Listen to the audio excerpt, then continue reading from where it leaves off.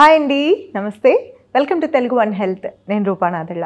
ప్రస్తుతం మనం GVK health హబ్లో ఉన్నామండి. మనతో పాటు doctor Archana MD, gold medalist, consultant microbiologist, infection control ఆఫీసర్తో ఉన్నాము. సో నవంబర్లో ఏఎంఆర్ అవేర్నెస్ వీక్ రాబోతుంది. సో ఆ సందర్భంగా మేడంని కలవడం జరిగింది. సో దాని గురించి కూడా మాట్లాడదాం. దానికన్నా ముందు మనకున్న డౌట్స్ కూడా కొన్ని క్లారిఫై చేసుకోబోతున్నాం. Stay tune to health one channel. Hello ma'am. Hello, ఎలా ఉన్నారు? Fine, thank you. So ma'am, అసలు యాంటీ మైక్రోబియల్ అంటే ఏంటి? మనకి జబ్బు చేసినప్పుడు జబ్బుకి చాలా రకాల సూక్ష్మజీవులు కారణం అవుతాయి. సో ఆ సూక్ష్మజీవులు బ్యాక్టీరియా కావచ్చు, వైరసెస్ కావచ్చు, ఫంగై అంటారు, ఫంగై కావచ్చు, పారాసైట్స్ కావచ్చు. సో దేనివల్ల మనం ఒక ఇన్ఫెక్షన్ని ట్రీట్ చేయడానికి, ఒకవేళ బ్యాక్టీరియల్ ఇన్ఫెక్షన్ని ట్రీట్ చేయడానికి వాడే మందుల్ని యాంటీ బ్యాక్టీరియల్స్ అంటారు.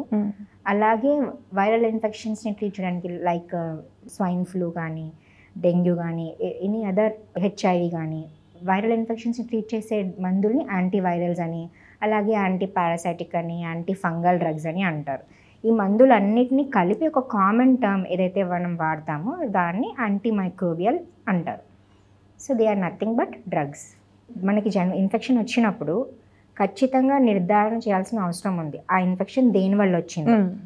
సో మనం దాన్ని బట్టి కన్ఫర్మేషన్ కొన్ని టెస్ట్లు చేస్తే మనకు తెలుస్తుంది ఆ ఇన్ఫెక్షన్ ఏ ఆర్గానిజం వల్ల వచ్చిందో అని. సో మనకి డ్రగ్ బగ్ కాంబినేషన్ అంటారు. అంటే ఇప్పుడు బ్యాక్టీరియల్ ఇన్ఫెక్షన్ అయితే ఏ బ్యాక్టీరియా కాజ్ చేసింది, దానికి తగ్గట్టు యాంటీబయాటికే వాడాలి. అలా కాకుండా మనము మనకు జబ్బు చేసిందని జస్ట్ ఫార్మసీకి వెళ్ళేసి ట్యాబ్లెట్స్ తీసుకొని ఏం ఇన్ఫెక్షన్ దేనివల్ల వస్తుందో తెలియకుండా ఇష్టం వచ్చినట్టు యాంటీబయాటిక్స్ తీసుకోవడం కరెక్ట్ కాదు. రూట్ కాజ్ తెలియకుండా. సో ఇప్పుడు కరెక్ట్గా drug bug combination rule follow అవ్వాల్సిన అవసరం చాలా ఉంది. సో అలా ఫాలో అవ్వకపోతే మనకి యాంటీబయాటిక్స్ పనిచేయకపోవడం జరగచ్చు. సో దాన్ని మనం యాంటీమైక్రోబియల్ రెసిస్టెన్స్ అని పేర్కొంటాం ఆ టర్మ్. ఛాలెంజెస్, సొల్యూషన్స్ కూడా చెప్పండి మా. ఇప్పుడు యాంటీమైక్రోబియల్ రెసిస్టెన్స్ అనేది చాలా పెద్ద సమస్య. సో మనకి కావాల్సిన అవసరం ఉన్నప్పుడే యాంటీబయాటిక్స్ వాడడం, ఏదైతే మనకి కరెక్ట్గా ఇన్ఫెక్షన్ని క్లియర్ చేస్తుందో ఆ డ్రగ్గే వాడడం చాలా ఇంపార్టెంట్.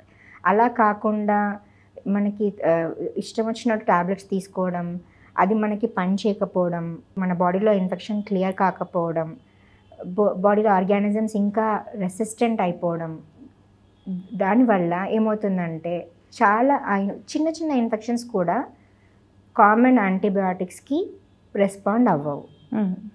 చిన్న ఇన్ఫెక్షన్సే చాలా సీరియస్ ఇన్ఫెక్షన్స్ అయిపోయి ప్రాణాంతకంగా మారే సమస్య ఉంటుంది. సో ఫేటాలిటీ ఎక్కువ అవుతుంది. సో అప్పుడు మన చేతిలో ఉండదు.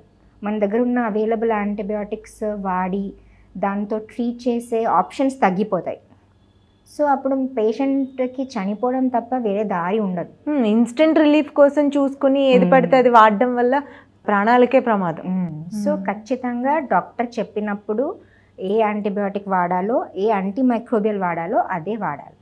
అలా కాకుండా రూల్స్ మార్చడానికి వీల్లేదు. ప్రస్తుతానికి పరిస్థితి అలా ఉంది.